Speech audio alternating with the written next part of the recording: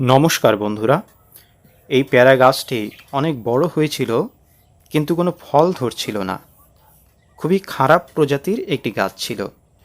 তখন আমি এই পেয়ারা গাছটি কেটে টপ ওয়ার্ক করার সিদ্ধান্ত নিই।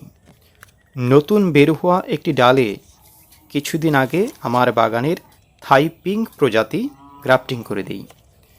সেই ডালে এখন সুন্দর ফল ধরেছে। বাকি ডালগুলিতেও আমার বাগানের কিছু ভালো প্রজাতির সায়ন এখন গ্রাফটিং করে দিলাম। সেগুলোর আপডেট আপনাদের সামনে অবশ্যই তুলে ধরব।